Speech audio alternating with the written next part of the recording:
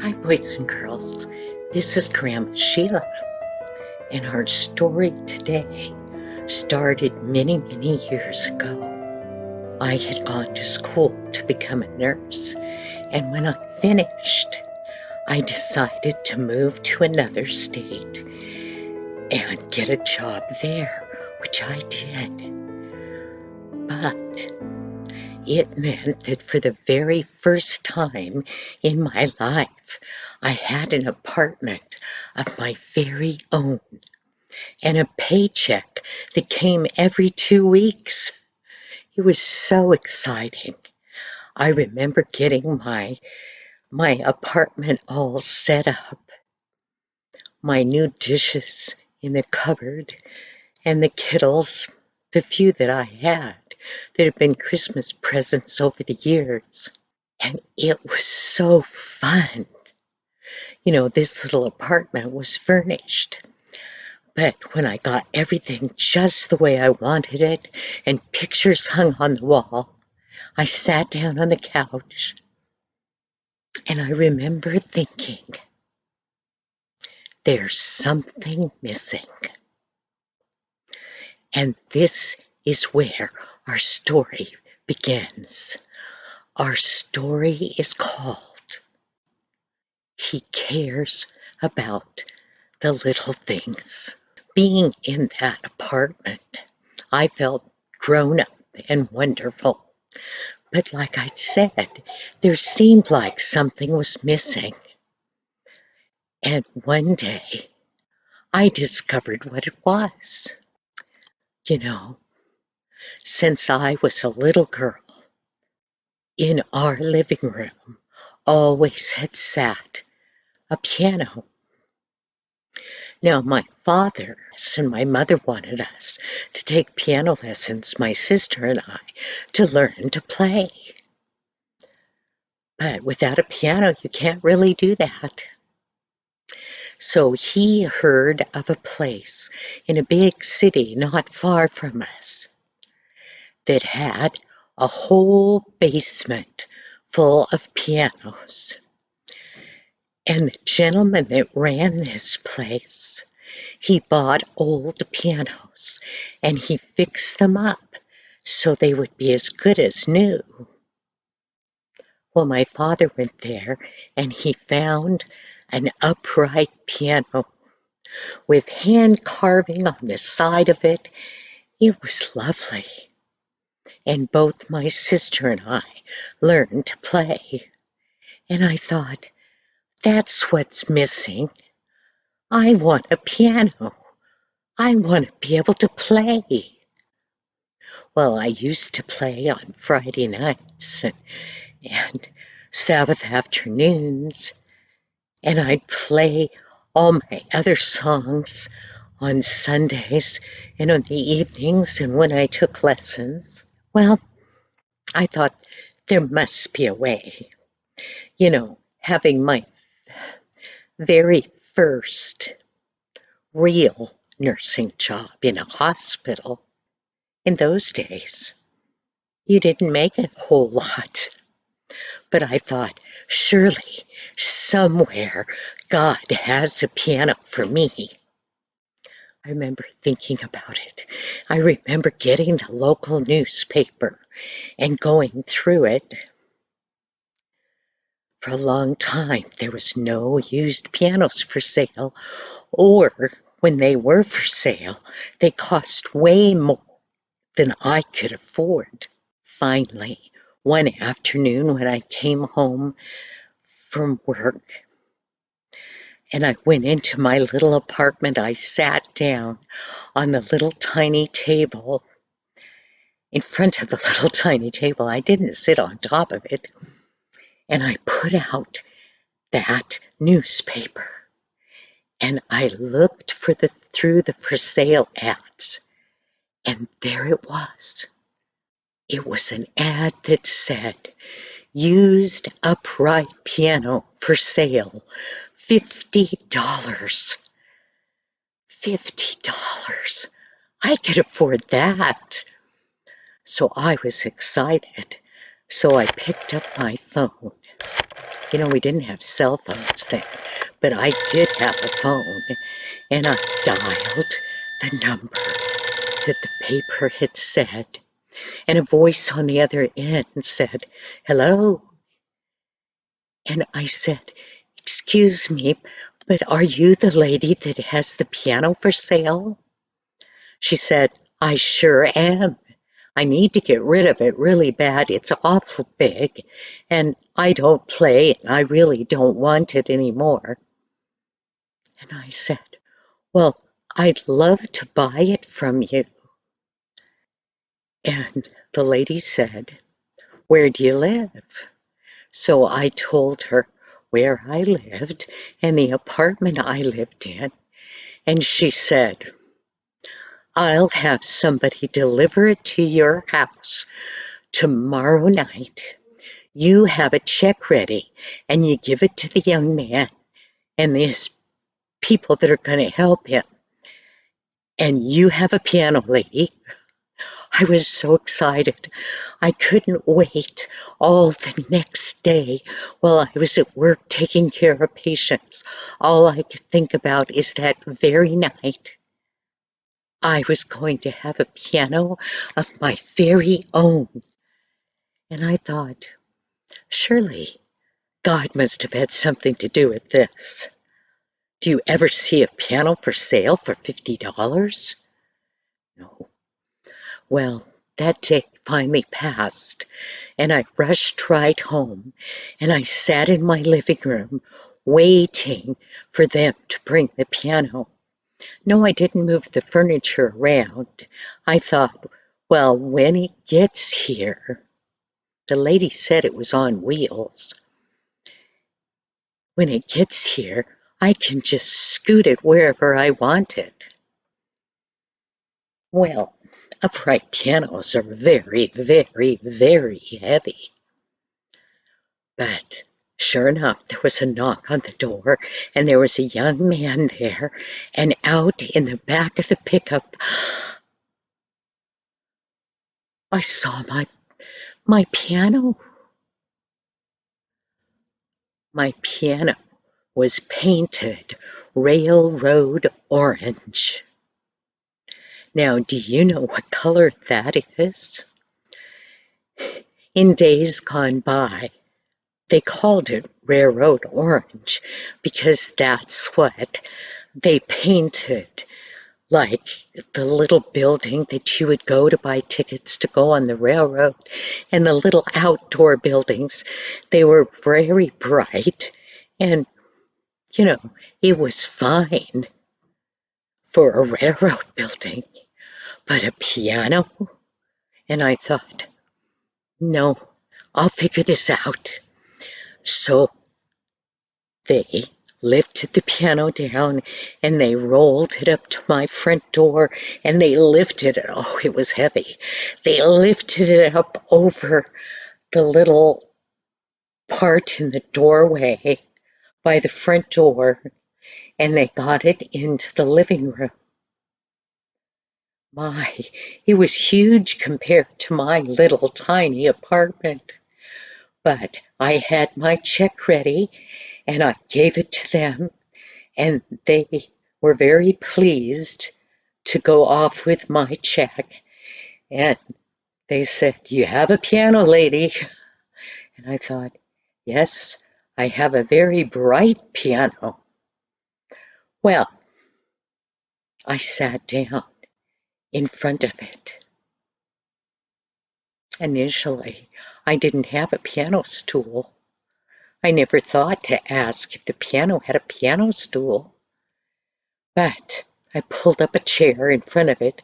Well, the chair was a little low, but I got out some music and I started to play. And I forgot all about the color of that piano. It played beautifully, and I could play now. So I decided I'll just go to the hardware store and I'll buy some paint remover. Well, I thought that you just painted on the paint remover, and then you could take a rag or whatever and wipe it off. Well, it wasn't as easy as that. When I would come home from work, I would get busy and work on putting on some of that paint remover and then working on it. Then I realized that I needed, they call it steel wool, big fluffy pieces of a really thin wire that they bundle up into a big thing that you can use to rub things off with. And it doesn't make big scratches as long as you don't use real heavy steel wool. So I worked on it and I worked on it and I worked on it. Well, wasn't too long after I got this piano that I met a young man. And I was very interested in him, and he seemed very interested in me. But he lived in another state. I thought, oh well. So time went on. He came and visited me there on his motorcycle, and I would take my car sometimes and drive the 4 hours to visit him. He was finally decided that I would move back to Portland, Oregon, which was where I had taken my nurse's training, and he lived there. I got all my stuff together into a little trailer, and they hauled it to Portland, and I rented another little apartment, but this one wasn't furnished. So that was what I was gonna do, was earn enough money to buy some furniture for my own new little house now. I had a few necessities, which was fine, but that piano stood in the corner of my apartment. And every time I had time, I worked on that railroad orange. Well, what I discovered under that paint was a beautiful, beautiful two-tone wood. It was lovely, but I had to keep working on it because I wasn't quite done. Yes, I've gotten most of the paint off, but it wasn't totally finished. But I knew I would finish it. My boyfriend asked me to marry him. That was going to be great. In preparation for that, we got all ready for the wedding and stuff.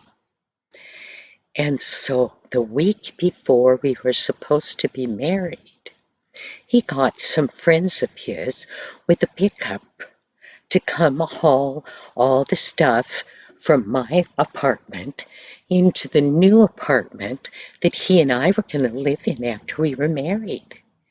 And then the pickup went over and picked up all of his stuff.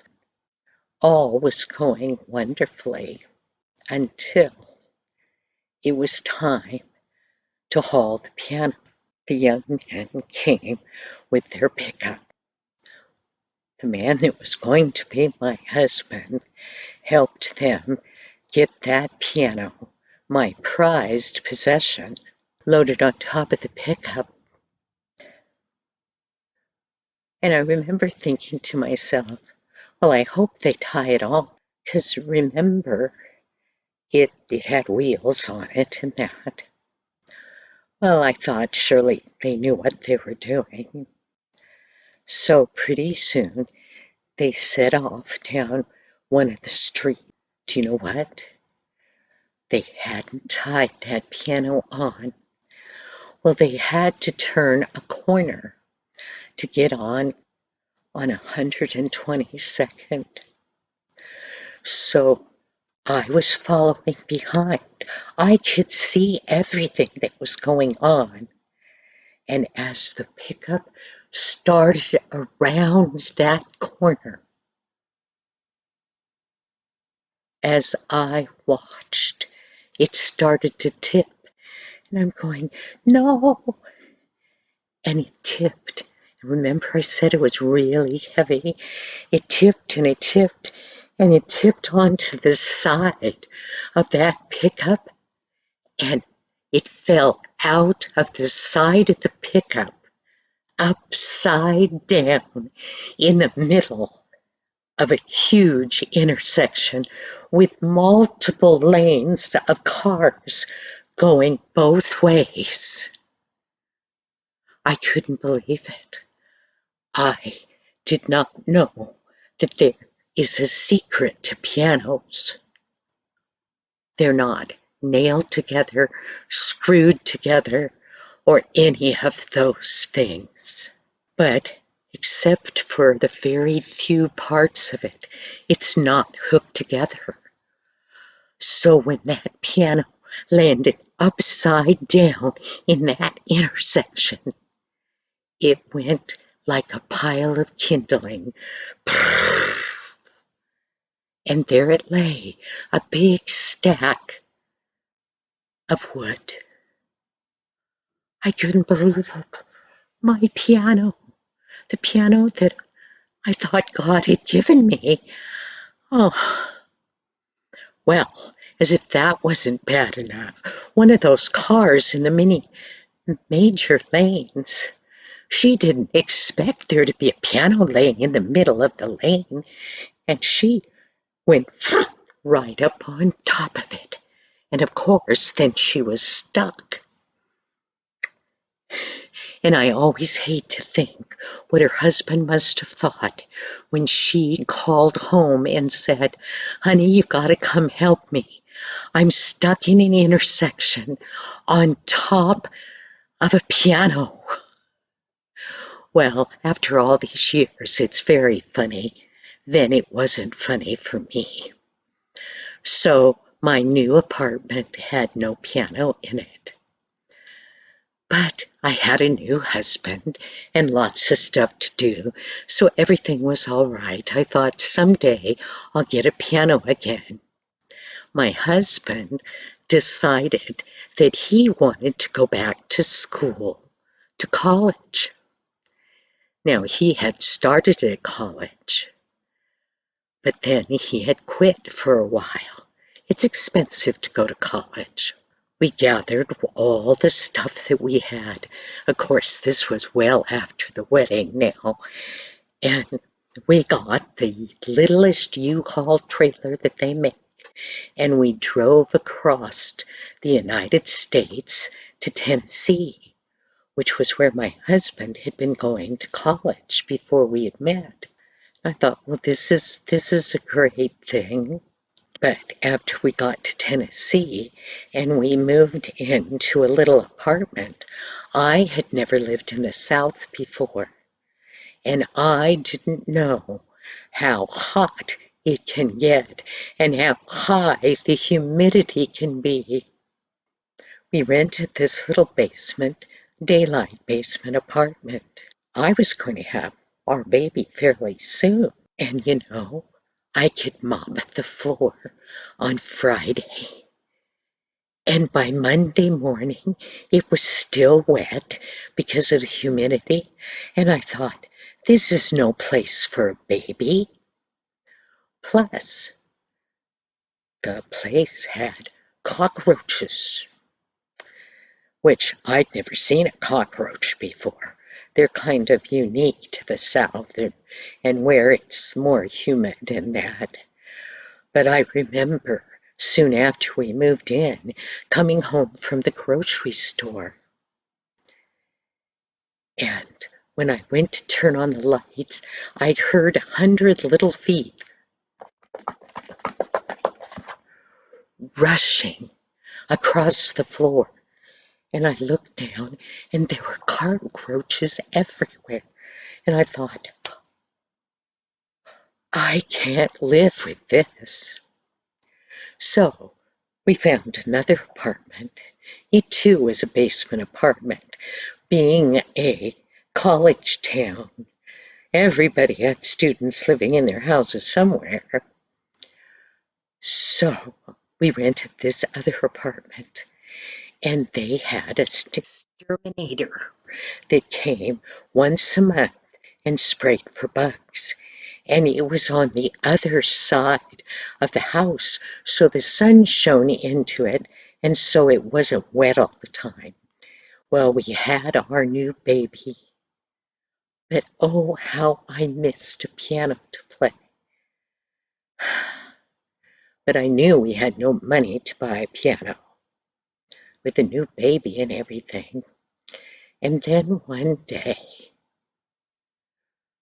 someone came and said, I don't know, I don't remember who it was or the circumstances, but they said, there's a young lady that came to college, and her grandmother bought her a brand new spinet piano, and she brought it to college with her, and she can't have it in the dorm, and she has no place to put it.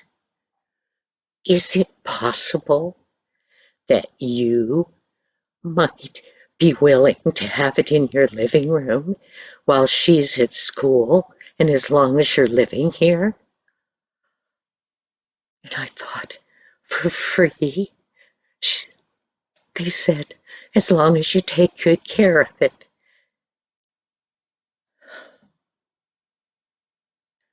I couldn't believe it.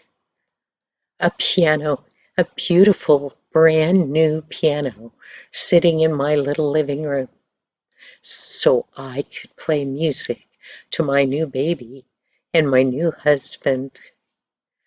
And I thought, God cares about the little things. I can't believe it. I have a piano.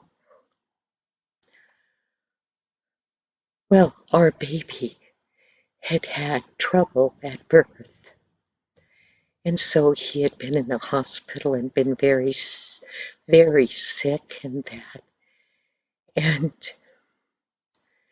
so it wasn't many, many months later that my husband felt, now we had major hospital bills and that we couldn't afford to stay in college right then. So we decided to move back to the West Coast. But of course, the piano stayed there. Well, we lived in a couple different apartments and didn't have a piano. And we had a second little boy, but I had no piano. And I thought, oh dear. And then we moved to a little bitty house. And guess what? It was painted railroad orange. But it was a house. And I thought, oh, it's a house. I won't look at what color it's painted. Now I had more room, but I didn't have a piano. And I thought, I wonder if God cares about things like that.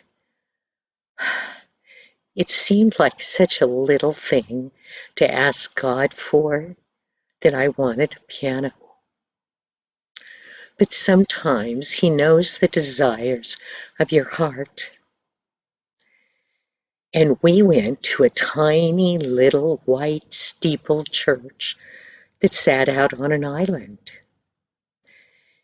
And the people there, they loved us because they had no other children in their church. They were mostly older people. And they kind of took care of us. And one day, one of the ladies from the church came to visit, and she very politely kind of looked around, and she said, you don't have very much furniture yet, do you? And I said, no, not yet. With 2 babies and that, we haven't had money for that. But eventually we will get more furniture. We had some. And she said, well, I have some extra furniture. Would you like to have it while you live here? And by the way, I have a piano. I don't need 2 pianos. Would you be willing to have it in your living room as long as you lived in this area? I couldn't believe it. There was my answer. Can you believe 2 pianos just placed right in your living room over the years that you never paid for, and you just had them to play? Now I could make music for my children and my husband. I was so tickled. Well, time and time went by, and we moved again. Of course, those 2 pianos that God had so graciously let me use remained with their people and their owners. In the meantime, we had baby number 3, the icing on the cake, a sweet little girl. Now, I really wanted that piano. We moved into a big house that was a duplex, and my husband heard of a piano for sale, and he felt we could afford it. Well, the main difficulty there was, how were we ever going to get it into this house? I mean, it would fit through the front door, but it was too big to turn in front of the stairs and go into the living room. Well, my husband had gotten several men together to help get it into the house. Finally, they went to the back door. Now here, there was a tiny little landing. There was a staircase that went down into the basement, and there was a short staircase that went straight up into the kitchen. How were you going to get a piano that's a solid thing into that? Well, they ended up pushing it part way in. They turned the bottom, and those men lifted that piano that was hundreds of pounds halfway down the basement stairs. Then they turned it a tiny bit again, and they were able to get it onto that stairs, and up into there they went. And my husband's only concern was, if we ever moved again, would anybody be willing to help us move it out? Well, boys and girls, that piano still sits in my house. It's a lovely old piano, and over the years we've moved it into many a house. And every time I see it, I think that my God cared enough about the little things to let me have a piano. And you know, He cares about the little things for you as well. Thank you, boys and girls. I'll see you next week. Bye-bye.